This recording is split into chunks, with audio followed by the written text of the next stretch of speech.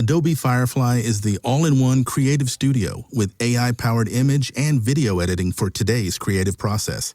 Built for creators of every kind, Firefly helps you generate, edit, and experiment fast. Because the asks aren't getting smaller, the budgets aren't getting bigger, and the timelines, oh yeah, still tight. With all the best creative AI models in one place, Firefly brings your ideas to life. Unlock a better way to make with Adobe Firefly. Israel no tenía rey, y cada hombre hacía lo que bien le parecía ante sus propios ojos. No había orden central, no había dirección firme, no había una autoridad que guiara al pueblo en justicia, y esa ausencia comenzó a reflejarse en la forma en que vivían. Las tribus estaban dispersas, cada una siguiendo su propio camino, su propio criterio, su propia manera de interpretar lo correcto. Lo que antes había sido un pueblo guiado por Dios, ahora comenzaba a fragmentarse desde adentro, no por enemigos externos, sino por la corrupción interna que lentamente se había instalado en sus corazones. En ese contexto, un levita emprendía camino por las montañas de Efraín acompañado de su concubina.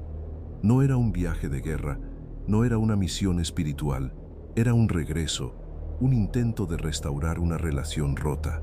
Venían desde Belén de Judá, avanzando por caminos polvorientos, atravesando territorios donde el ambiente ya no era seguro, donde la hospitalidad comenzaba a escasear y donde la maldad ya no se escondía como antes. A medida que el día avanzaba, el sol descendía, y con él la urgencia de encontrar un lugar donde pasar la noche. Podrían haber entrado en una ciudad extranjera, en territorio de los jebuseos, pero el levita decidió no hacerlo. Prefirió continuar hasta una ciudad de Israel confiando en que entre su propio pueblo encontraría seguridad. Esa decisión, que parecía lógica, marcaría el inicio de uno de los episodios más oscuros en la historia del pueblo de Dios, porque no era el enemigo el que representaba el mayor peligro, era la corrupción dentro del mismo Israel. Llegaron a Gabaa, una ciudad de la tribu de Benjamín. Entraron cuando la luz del día ya se desvanecía, esperando ser recibidos como era costumbre, porque en Israel la hospitalidad no era opcional, era parte de la ley, parte de la cultura, parte de lo que definía al pueblo. Pero nadie salió a recibirlos, nadie abrió su puerta, nadie los invitó a entrar. Se sentaron en la plaza esperando, pero el silencio era evidente hasta que un anciano que no era originario de esa ciudad, sino de la región montañosa de Efraín, los vio y se acercó. Al entender que eran viajeros, los invitó a su casa. No los dejó quedarse en la plaza, porque sabía lo que podía pasar. Sabía el ambiente que se respiraba en ese lugar. Sabía que la noche en esa ciudad no era segura. Entraron, comieron, descansaron, pero la paz duró poco, porque mientras estaban dentro de la casa, hombres de la ciudad comenzaron a rodearla. No eran pocos, no eran silenciosos. Golpeaban la puerta con violencia, exigiendo que el hombre que había entrado fuera entregado. No era una visita, era una amenaza. No era curiosidad, era perversión. El ambiente se volvió pesado, oscuro, tenso. El anciano salió a hablar con ellos, intentando detener lo que estaba ocurriendo, recordándoles que aquel hombre era su huésped, que no debían hacer tal maldad. Pero sus palabras no tenían peso. Ya no había respeto, ya no había temor de Dios.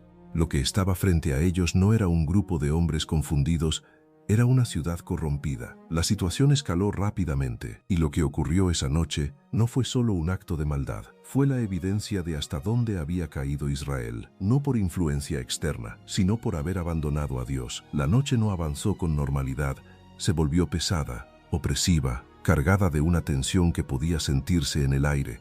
Dentro de la casa, el levita, su concubina y el anciano entendían que lo que estaba ocurriendo afuera no era algo pasajero, no era una simple alteración del orden, era una manifestación clara de la corrupción que ya dominaba aquella ciudad. Los golpes contra la puerta no cesaban, las voces se elevaban, la insistencia se volvía más violenta, más agresiva, más oscura, y lo que comenzó como una amenaza se convirtió en una presión insoportable que hacía temblar no solo la estructura de la casa, sino el interior de quienes estaban dentro. El anciano salió una vez más, intentando detener la situación, apelando a lo que aún quedaba de conciencia en aquellos hombres, recordándoles que el huésped estaba bajo su protección, que lo que pedían era una maldad que no debía cometerse en Israel. Pero sus palabras ya no tenían peso, no había respeto, no había límites, no había temor de Dios. Lo que tenía delante no era un grupo de hombres razonables, era una multitud dominada por el pecado, por el deseo descontrolado, por una perversión que había cruzado toda frontera moral. La tensión aumentó hasta un punto donde ya no había forma de contenerla. La puerta no resistiría mucho más, la situación estaba fuera de control, y en medio de ese momento el levita tomó una decisión desesperada, una decisión que no nació de la justicia ni de la verdad, sino del miedo. Entregó a su concubina como si fuera una forma de detener lo que venía, como si fuera una salida ante lo inevitable. Pero en ese instante, lo que hizo fue abrir la puerta a una tragedia aún mayor. La multitud la tomó sin compasión, la arrastró fuera de la casa, y lo que ocurrió durante esa noche no puede suavizarse ni adornarse. Fue violencia, fue abuso, fue la manifestación más cruda de un pueblo que había perdido completamente su dirección. No hubo misericordia, no hubo límite, no hubo intervención. La noche se extendió con un peso insoportable, mientras el silencio dentro de la casa contrastaba con el horror que se desarrollaba afuera. Cuando finalmente comenzó a amanecer, cuando la oscuridad empezó a retirarse lentamente, la multitud se dispersó. No porque hubieran recuperado la razón, sino porque ya habían hecho lo que querían. El silencio regresó a la calle, pero no era un silencio de paz. Era un silencio cargado de consecuencia, un silencio que dejaba ver el resultado de una noche marcada por la maldad. Con las pocas fuerzas que le quedaban, la mujer logró arrastrarse hasta la entrada de la casa. Su cuerpo ya no respondía, su vida se desvanecía, pero aún así avanzó hasta caer justo en el umbral, como si en su último esfuerzo hubiera intentado volver al único lugar donde había tenido refugio. Allí quedó, inmóvil, sin voz, sin reacción, con sus manos sobre la puerta, como una imagen silenciosa de lo que había ocurrido. Cuando el levita abrió la puerta al amanecer, no encontró el camino despejado como esperaba. Encontró la realidad frente a él. Su concubina estaba allí, tendida, sin moverse. La llamó, pero no hubo respuesta. Intentó levantarla, pero ya no había vida. En ese instante, lo que había ocurrido dejó de ser solo una noche trágica y se convirtió en una evidencia innegable. Israel había caído, no por la fuerza de sus enemigos, sino por la corrupción de su propio corazón. Sin mostrar una reacción emocional visible, sin detenerse en duelo, tomó el cuerpo, lo colocó sobre su animal y emprendió camino. Pero no lo hizo para enterrarla ni para cerrar el episodio. Lo hizo con una intención completamente distinta. Lo que había ocurrido no podía quedar oculto, no podía ser ignorado, no podía pasar como un hecho aislado. Y la forma en que decidió mostrarlo sacudiría a toda la nación. El levita no regresó a su casa como alguien que huye del dolor, regresó como alguien que carga una evidencia, una prueba irrefutable de lo que había ocurrido. Su camino no fue solo un trayecto físico, fue un recorrido pesado, silencioso, marcado por una decisión que ya había tomado en su interior. No buscaba consuelo, no buscaba entender, no buscaba cerrar la herida, buscaba exponerla. Sabía que lo ocurrido no podía quedarse en una ciudad, no podía quedar encerrado en una noche, no podía perderse en el olvido. Lo que había pasado debía ser visto, debía ser enfrentado, debía sacudir a toda la nación de Israel. Al llegar, no hubo duelo tradicional, no hubo lamento prolongado, no hubo pausa para procesar lo sucedido. Tomó el cuerpo de la mujer y lo dividió en 12 partes, una por cada tribu de Israel. No fue un acto impulsivo ni descontrolado. Fue una acción calculada, impactante, diseñada para provocar una reacción imposible de ignorar.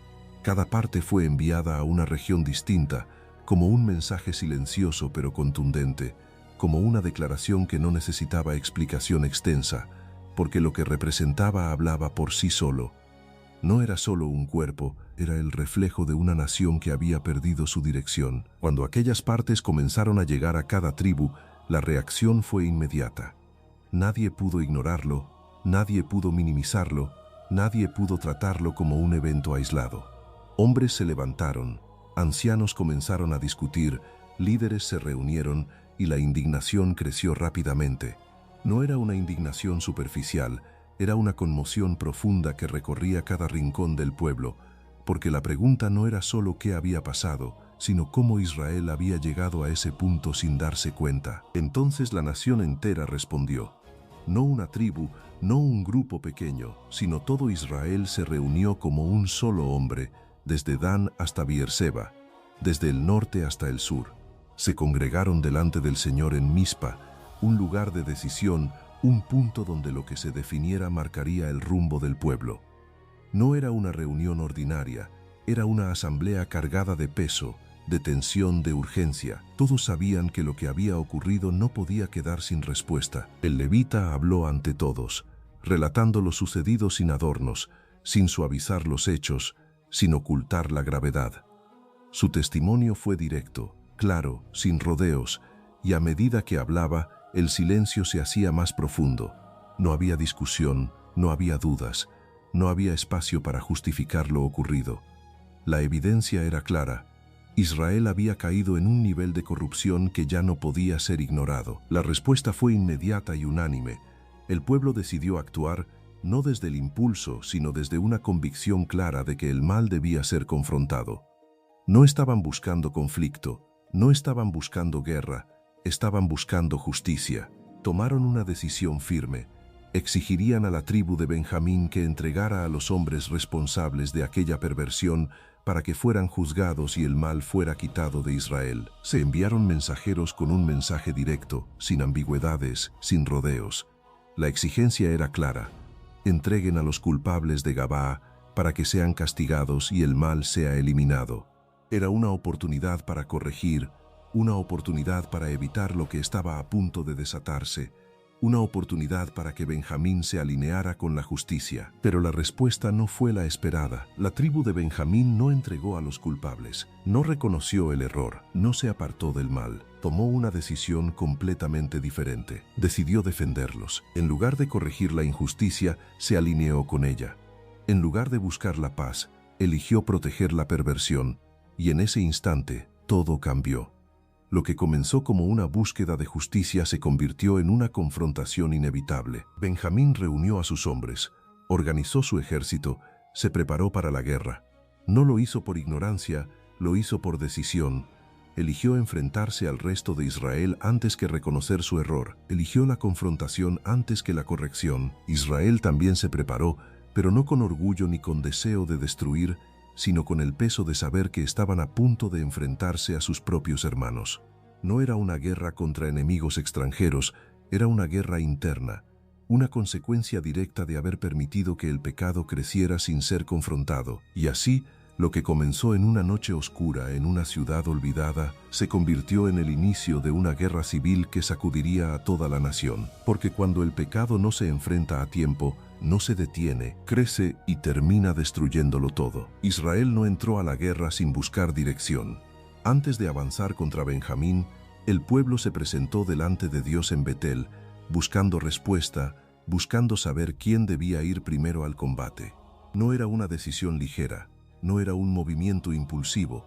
Sabían que lo que venía era serio, que no estaban enfrentando a un enemigo cualquiera, sino a una de sus propias tribus. Y en medio de esa tensión, la respuesta fue clara. Judá subiría primero. Con esa dirección, Israel avanzó hacia la batalla.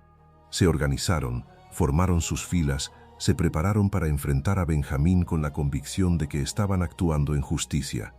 Pero lo que ocurrió ese primer día no fue lo que esperaban. La tribu de Benjamín salió con fuerza, con determinación, con hombres preparados para la guerra, y el enfrentamiento fue brutal. No fue una victoria rápida, no fue un avance fácil. Benjamín resistió con violencia, con precisión, y en ese primer combate derribaron a 22.000 hombres de Israel. El impacto fue inmediato. El pueblo no lo esperaba, no entendían cómo, estando en lo correcto, podían sufrir una derrota tan fuerte. El campo quedó cubierto de cuerpos, el silencio después del combate fue pesado, y la realidad golpeó con fuerza. La guerra no sería sencilla. Israel regresó, herido, confundido, pero no se retiró definitivamente. Volvieron a presentarse delante de Dios, lloraron, buscaron dirección nuevamente, preguntaron si debían continuar. La respuesta fue afirmativa, debían volver a pelear. Con esa instrucción Israel se reorganizó. A pesar de la pérdida, a pesar del dolor, a pesar de la incertidumbre, volvieron a levantarse y salieron nuevamente al combate. Pero el segundo día no fue diferente en resultado. La batalla fue igual de intensa, igual de violenta, y nuevamente Benjamín prevaleció. Enfrentaron a Israel con la misma fuerza, con la misma determinación, y en ese segundo enfrentamiento cayeron 18.000 hombres más. El golpe fue aún más profundo. Ya no era solo una derrota, eran dos, y con ellas miles de vidas perdidas. El pueblo se quebró, subieron otra vez delante de Dios, pero esta vez no solo para preguntar, sino para humillarse. Lloraron, ayunaron, ofrecieron sacrificios, se postraron reconociendo que no podían enfrentar esa situación desde su propia fuerza. No entendían completamente lo que ocurría, pero comprendieron algo. No bastaba con tener la razón, necesitaban depender completamente de Dios. Y en ese momento todo comenzó a cambiar, porque cuando el hombre deja de confiar en su propia lógica y se rinde completamente a Dios, la perspectiva cambia. Israel ya no estaba peleando desde la seguridad de estar en lo correcto, estaba buscando alinearse completamente con la voluntad de Dios.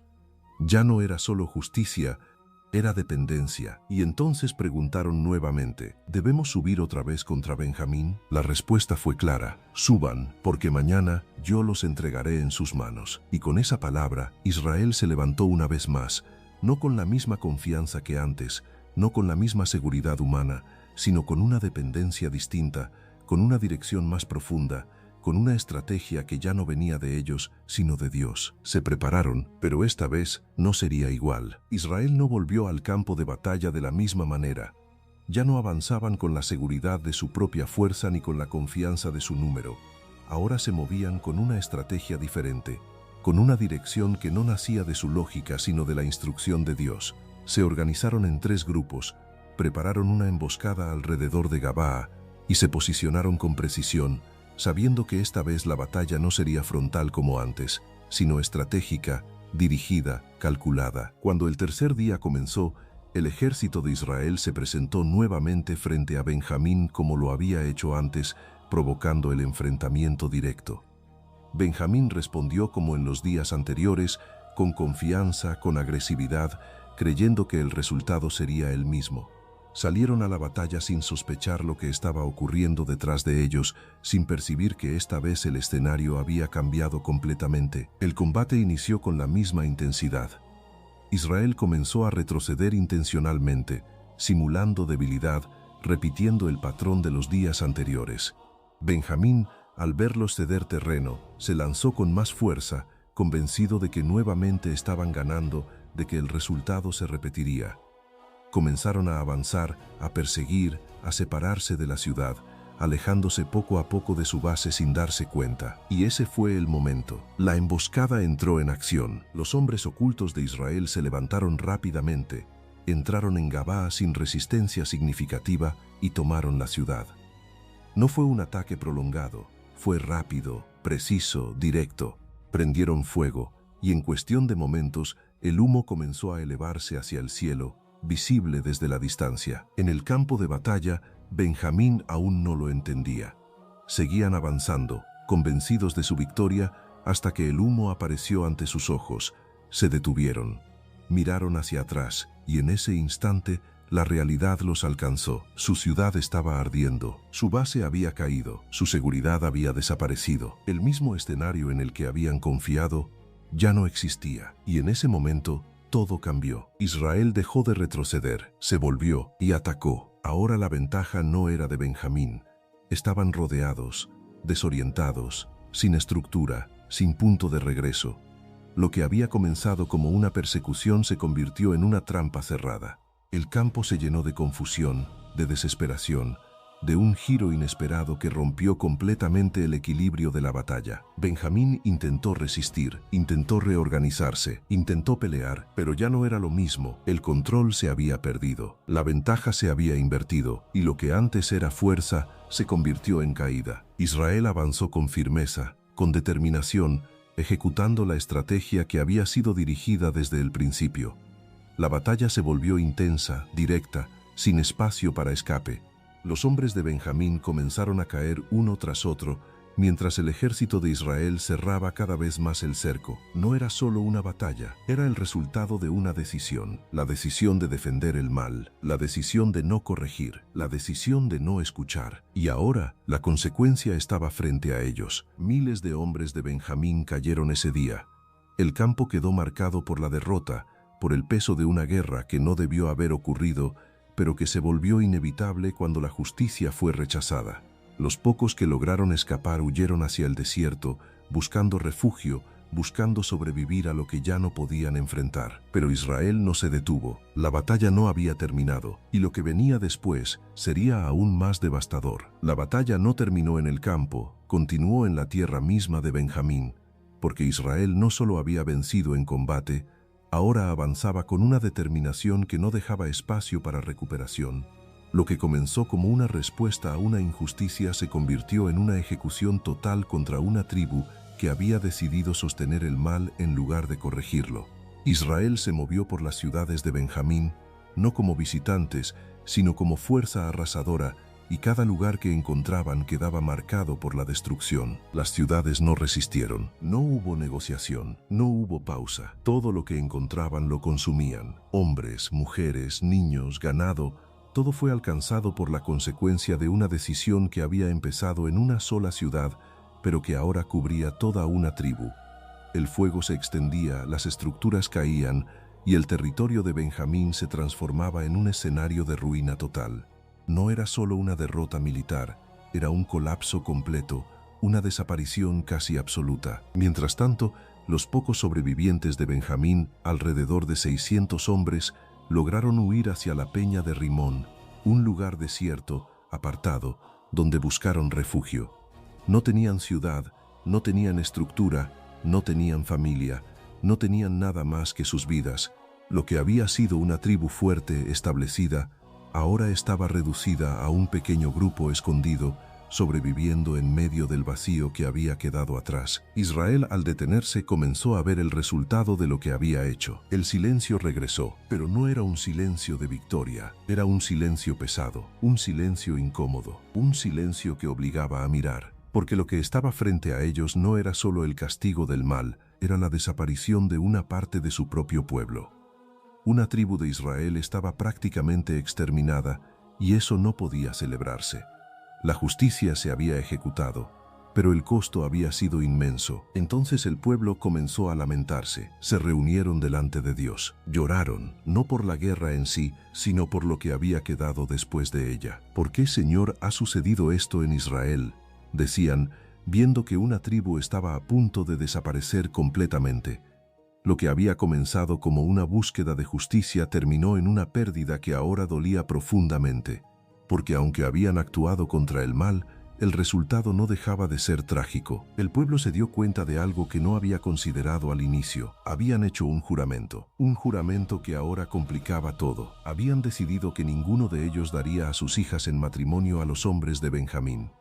En medio de la indignación, en medio de la reacción, hicieron una promesa sin medir sus consecuencias, y ahora, con la tribu casi destruida, ese juramento significaba algo grave.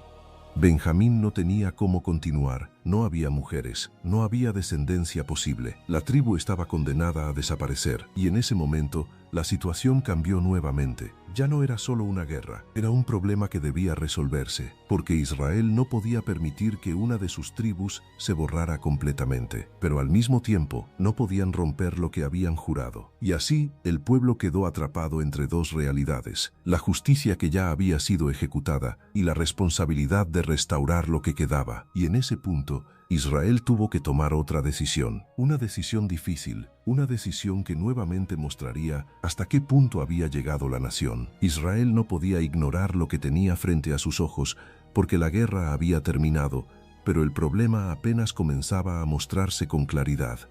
Una tribu estaba al borde de desaparecer, no por falta de fuerza en batalla, sino por las decisiones que se habían tomado en medio del conflicto. El juramento que habían hecho, impulsado por la indignación y el dolor, ahora se convertía en una barrera que impedía restaurar lo que quedaba de Benjamín. No podían darle sus hijas, no podían romper su palabra, pero tampoco podían permitir que una parte de Israel dejara de existir. El pueblo se reunió nuevamente, no para pelear, sino para buscar una salida. El ambiente ya no era de guerra, era de tensión moral, de decisiones difíciles, de consecuencias que no podían deshacerse fácilmente. Y en medio de esa reflexión se dieron cuenta de algo. No todas las ciudades de Israel habían participado en la guerra contra Benjamín. Hubo una ciudad que no se presentó ante la asamblea, que no respondió al llamado, que no se unió al resto del pueblo, Jabes de Galaad. Esa ausencia no era pequeña. En un momento donde toda la nación se había levantado como un solo hombre, no acudir era visto como una falta grave, como una ruptura de unidad, como una desobediencia que no podía pasarse por alto. Entonces Israel tomó otra decisión, una decisión que nuevamente traería consecuencias fuertes. Enviaron 12,000 hombres valientes con una orden clara: ir a Jabes de Galaad y ejecutar juicio contra la ciudad. No fue una visita, fue una ejecución. Los hombres entraron y destruyeron todo lo que encontraron. Hombres, mujeres, niños, la ciudad fue arrasada completamente, porque había decidido no alinearse con el resto de Israel en el momento crítico. Sin embargo, en medio de esa destrucción, encontraron algo que cambiaría el rumbo de la situación. 400 jóvenes vírgenes que no habían conocido varón. Ellas fueron llevadas con vida, no como rescate, no como acto de misericordia completa, sino como solución. Fueron llevadas al campamento en Silo, donde el pueblo estaba reunido, y allí se convirtieron en respuesta parcial al problema que enfrentaban. Esas mujeres serían dadas a los hombres de Benjamín que habían sobrevivido, para que la tribu no desapareciera completamente, pero no eran suficientes. 600 hombres habían sobrevivido y solo había 400 mujeres. La solución no estaba completa. El problema seguía ahí. Entonces Israel volvió a pensar, volvió a buscar una salida, pero esta vez no a través de guerra directa, sino a través de una estrategia que reflejaba nuevamente el estado espiritual en el que se encontraba la nación. Recordaron una celebración anual que se llevaba a cabo en Silo, una fiesta donde las jóvenes salían a danzar, un momento de alegría en medio de un contexto que ahora estaba marcado por la tensión. Y allí encontraron otra solución, no una solución perfecta, no una solución justa en su totalidad, pero una solución. Indicaron a los hombres de Benjamín que se escondieran en los viñedos, que esperaran el momento en que las jóvenes salieran a danzar y que entonces cada uno tomara una mujer y se la llevara para sí. No sería un acto formal, no sería un proceso ordenado, sería una acción directa, permitida bajo la necesidad de preservar la tribu. Y así ocurrió. Los hombres de Benjamín hicieron exactamente eso. Se ocultaron, esperaron, y cuando las jóvenes salieron, las tomaron y se las llevaron. No hubo resistencia organizada, no hubo intervención del pueblo, porque todos entendían que esto era parte de la solución que ellos mismos habían permitido. Y así, la tribu de Benjamín comenzó a reconstruirse, no desde una base limpia, no desde una restauración perfecta, sino desde las consecuencias de decisiones que habían marcado profundamente a toda la nación. Las ciudades fueron reconstruidas, las familias comenzaron nuevamente, la tribu sobrevivió, pero lo que había ocurrido no podía borrarse. Israel había pasado por uno de sus momentos más oscuros, no por ataque externo, sino por el resultado de vivir sin dirección, sin rey, sin una autoridad clara que guiara al pueblo conforme a Dios. Y todo esto dejó una marca, una evidencia, una verdad que no podía ignorarse. La guerra había terminado, las ciudades comenzaban a levantarse nuevamente, las familias intentaban reconstruirse y la tribu de Benjamín, aunque reducida, volvía a tener continuidad. A simple vista, todo parecía estabilizarse, como si el caos hubiera quedado atrás, como si el pueblo pudiera continuar su camino sin mirar demasiado lo que había ocurrido. Pero la realidad era diferente. Lo que había pasado no era un evento aislado, no era un accidente en la historia de Israel, era el reflejo de algo mucho más profundo, algo que había estado creciendo silenciosamente en el corazón del pueblo. No fue una nación atacada, fue una nación desordenada. No fue una invasión externa, fue una corrupción interna. Cada decisión, cada acción, cada consecuencia estaba conectada a una raíz clara.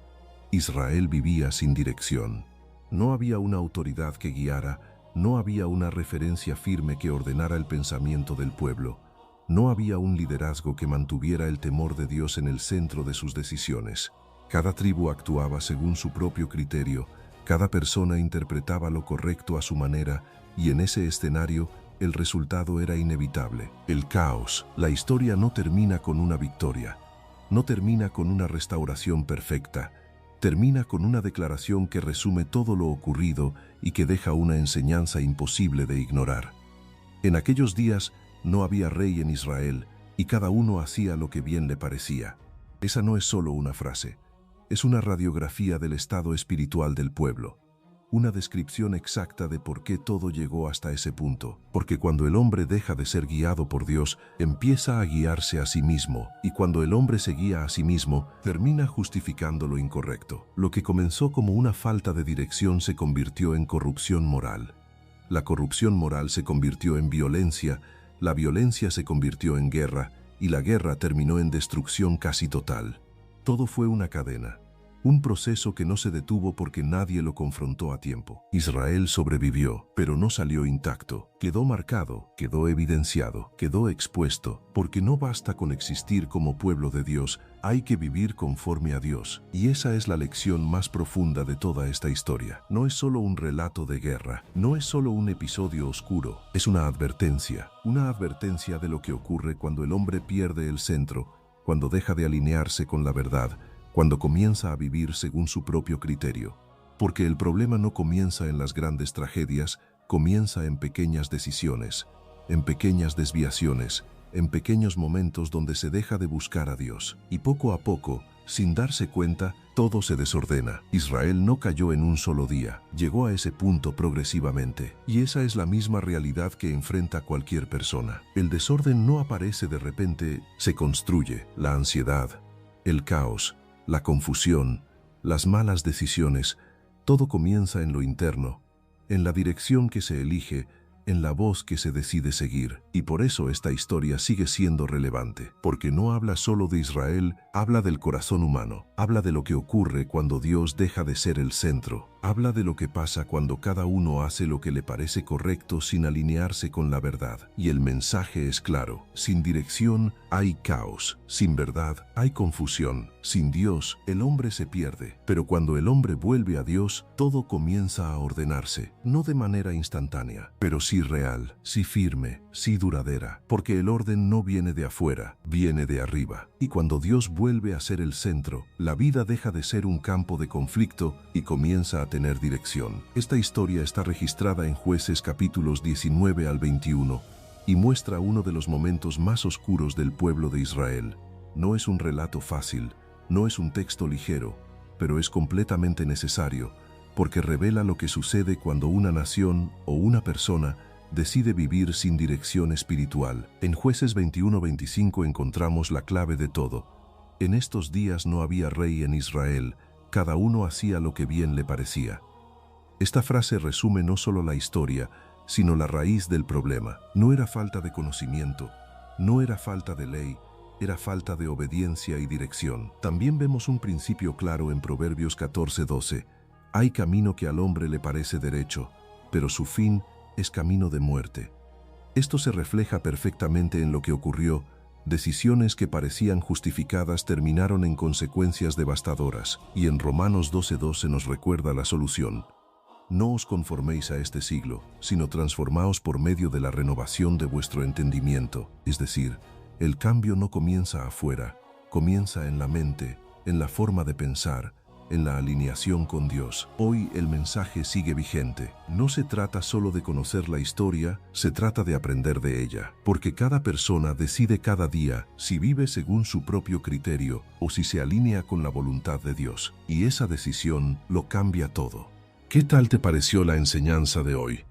Déjame tu opinión aquí abajo en los comentarios, porque te voy a estar leyendo. Si este video te gustó y quieres seguir llenándote de conocimiento, descubrir más secretos y profundizar en la palabra de Dios, apóyanos dejando tu poderoso like. No olvides suscribirte a Sabiduría Bíblica y activar la campanita para que no te pierdas nuestra próxima enseñanza. Comparte esta palabra con alguien que necesite escuchar la verdad hoy y sigamos creciendo juntos en la fe. Que el Señor te bendiga grandemente y nos vemos en el próximo video.